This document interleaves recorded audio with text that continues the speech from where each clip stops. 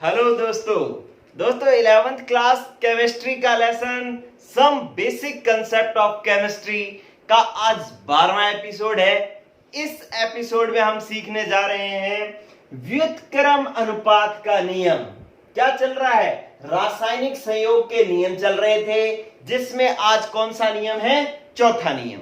नियम आपके सामने लिखा हुआ है, मैं एक बार पढ़ रहा हूं। कहता है इस नियम के अनुसार जब दो भिन्न तत्व बी और सी किसी तीसरे तत्व ए के निश्चित द्रव्यमान से संयोग करते हैं तो वे दोनों तत्व बी और सी भी परस्पर या तो उसी अनुपात में या उस अनुपात के सरल गुणक में संयोग करते हैं। अब ये लाइन इसमें लिखी हुई है, हमें कुछ भी समझ में नहीं आया। अब मैं एग्जाम्पल बनाता हूं, एग्जाम्पल से आपको सारी बात समझ में आ जाएगी। कहता है दो भिन्न तत्व, जैसे दो भिन्न तत्व मैंने लिए, एक मैंने ले लिया कार्बन और मैंने ले लिया एक ऑक्सीजन, किसी तीसरे तत्व के निश्चित द्रव्यमान से संयोग करता है। तीसरा तत्व ले लिया मैंने हाइड्रोजन। जब कार्बन हाइड्रोजन से संयोग करता है, ऑक्सीजन हाइड्रोजन से संयोग करता है, तो दो भिन्न यौगिकों का निर्माण करता है कि कार्बन हाइड्रोजन से संयोग करके बनाता है CH4 और ऑक्सीजन हाइड्रोजन से संयोग करके बनाता है H2O। ठीक है बच्चों, तो अब ये पहले वाली दो लाइनें समझो, यहां तक, यहां संयोग करते हैं, यहां तक क्या कह रहा है कि जब दो भिन्न तत्व कार्बन ऑक्सीजन किसी तीसरे तत्व हाइड्रोजन के निश्चित द्रव्यमान से संयोग करते हैं। जब ये इससे संयोग करता है तो ये बनाता है, ये इससे संयोग करता है तो ये बनाता है। अब इसमें इनके तत्वों के द्रव्यमानों का अनुपात अपने चेक करते हैं। देखो क्या हुआ कि हमें यहां पर चेक करना है क्या कि कार्बन और हाइड्रोजन का अनुपात, और यहां पर चेक करना है ऑक्सीजन और हाइड्रोजन का अनुपात। हाइड्रोजन दोनों में मैं इस साइड रख रहा हूं क्योंकि मुझे हाइड्रोजन का द्रव्यमान कैसा करना है? निश्चित करना है, क्योंकि तीसरे तत्व के निश्चित द्रव्यमान से संयोग करना है। तो अब क्या हो जाएगा, इनका अनुपात चेक करो कि कार्बन का परमाणु भार बोलो कितना? 12, और हाइड्रोजन का भार कितना हो गया? 1 है।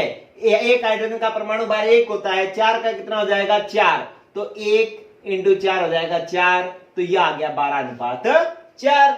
और मैंने यहां पर इसमें निकाला तो ऑक्सीजन का द्रव्यमान कितना होता है? परमाणु द्रव्यमान 16, और हाइड्रोजन का कितना होता है? 1, 2 है तो कितना आ जाएगा? 2। तो यह अनुपात आ गया 2।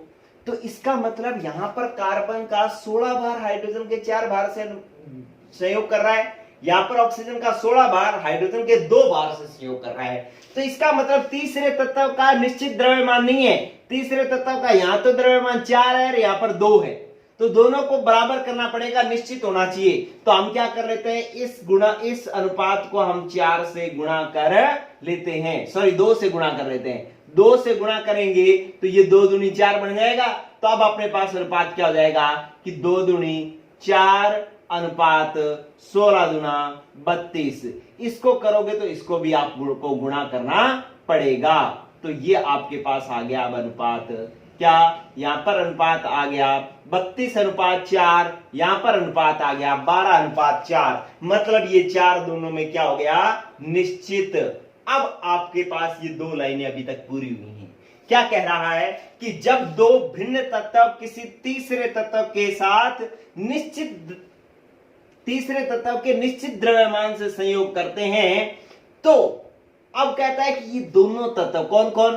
कार्बन और ऑक्सीजन, ये दोनों तत्व भी परस्पर या तो उसी अनुपात में या उस अनुपात के सरल गुणक में संयोग करते हैं। जैसे मान लो अब कार्बन और ऑक्सीजन संयोग करें कि ये दोनों तत्व कार्बन और ऑक्सीजन संयोग करें तो ये बन जाएगा हमारे पास CO2। अब इसमें CO2 का अनुपात क्या है? CO2 में कार्बन और ऑक्सीजन का अनुपात क्या है? देखें आप, कार्बन का परमाणु भार कितना? 12। कार्बन का परमाणु भार कितना है? 12, और ऑक्सीजन का परमाणु भार कितना होता है? 16। ऑक्सीजन है कितने? 2, तो 16 दूना कितना हो गया? 32। ठीक है, तो अब आप देखें कि यहां पर कार्बन का अनुपात कितना था? 12, यहां पर कितना है? 32। तो यहां पर कार्बन का भार कितना है? 12, यहां पे ऑक्सीजन का कितना है? 32। तो इसका मतलब ये हो गया कि ये दोनों तत्व जो है परस्पर उसी अनुपात में संयोग कर रहे हैं जो अनुपात इनका यहां पर था। जो अनुपात यहां पर था वही अनुपात यहां पर है। अब पूरी लाइन बन चुकी है। क्या बन गई लाइन, दोबारा समझे आप, क्या पूरा नियम पढ़ रहा हूं मैं। अब आपको उसको देखना छोड़ दो। बी और सी कौन है, बी और सी ये दोनों हैं, और ए क्या है, हाइड्रोजन है। अब आप देखें, जब दो भिन्न तत्व, अब इसको देख करके वो नियम अपने आप बनाना है। एक बार वो पढ़ना है, बस वैसा लिखना नहीं है अपने को, एक बार पढ़ना है बस। उसके बाद क्या करना है कि जब हम ये एग्जाम्पल बना देंगे तो आपको अब क्या करना है कि इस एग्जाम्पल के आधार पर ही नियम लिखना है। क्या कि जब दो भिन्न तत्व तीसरे तत्व के निश्चित द्रव्यमान से संयोग करते हैं तो ये दोनों तत्व भी परस्पर या तो उसी अनुपात में संयोग करते हैं या उस अनुपात के सरल गुणक अनुपात में संयोग करते हैं। तो ये हो गया बच्चों आपके पास व्युत्क्रम अनुपात का नियम। ठीक है, अब मैं इसका एक और एग्जांपल बनाता हूं। एक और एग्जांपल साफ कर दूं मैं इसको। चलिए, ये अनुपात निकालोगे तो 3:8 यहां पर आ रहा है, यहां पर अनुपात निकालोगे तो यहां पर क्या आएगा, 3:8। ठीक है, तो ये बात बन गई। एक और एग्जांपल लिख रहा हूं, ये एक बार स्क्रीनशॉट ले लेना, ये नियम लिख दो, ये एग्जांपल लिख दो, आपके नंबर व्युत्क्रम अनुपात के हो जाते हैं पूरे। चलिए, अब मैं इसको साफ करके एक और एग्जांपल लिखता हूं।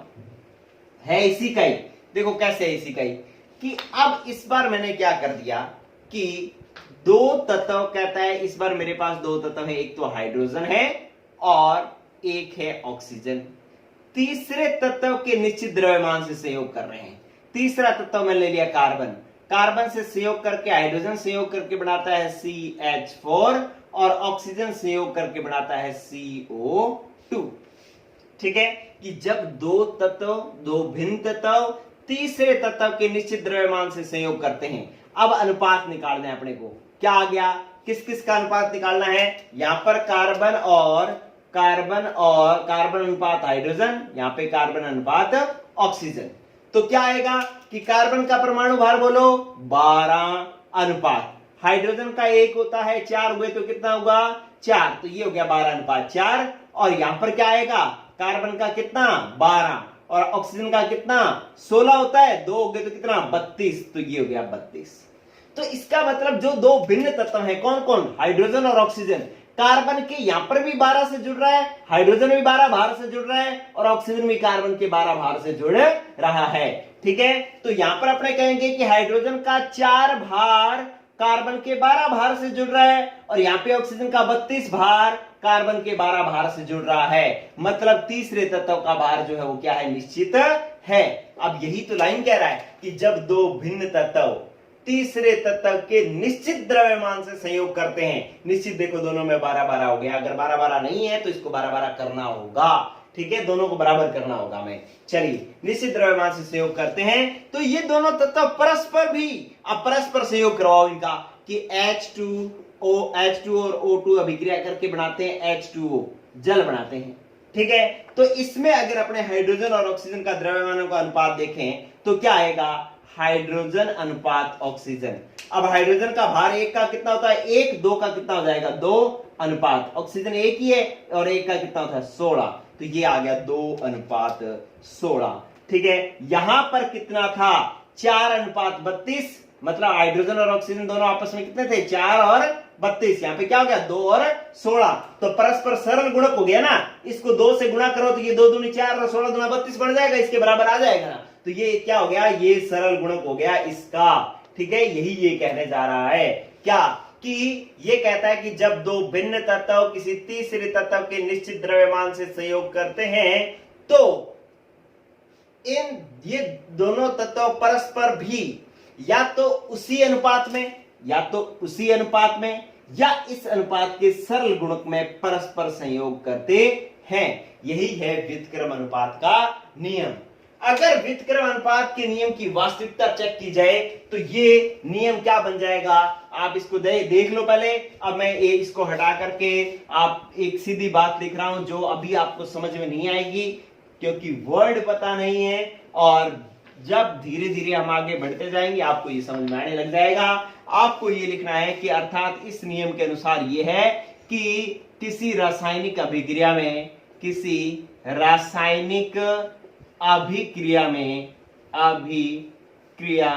में तत्व परस्पर तुल्यांकी भार के अनुपात में संयोग करते हैं।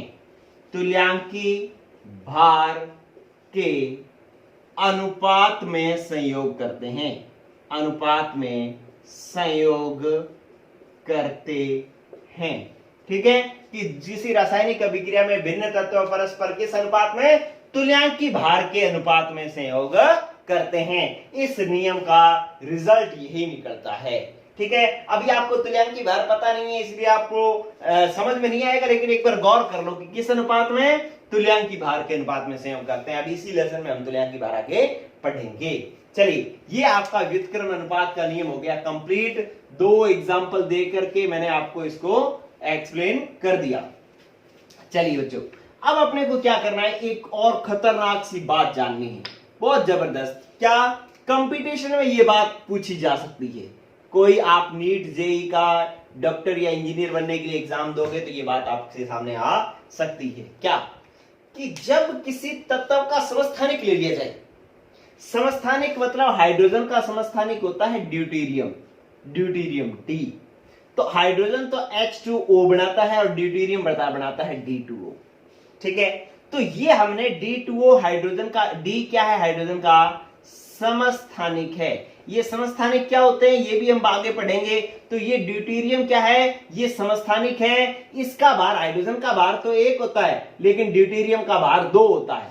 ठीक है, तो इसका मतलब ये दोनों क्या है, अलग अलग। और ये क्या हो गया, ड्यूटेरियम क्या है, हाइड्रोजन का समस्थानिक। तो स्टार डाल करके मैं क्या बात बताना चाह रहा हूं कि जब किसी तत्व का समस्थानिक काम में ले लिया जाता है ना, तो वो यौगिक किसी भी नियम का, मतलब स्थिर अनुपात के नियम की पालना भी नहीं करता, स्थिर अनुपात के नियम की पालना नहीं करता, और गुणित अनुपात के नियम की पालना भी नहीं करता, और व्युत्क्रम अनुपात के नियम की पालना भी, व्युत्क्रम अनुपात के नियम की पालना भी नहीं करता।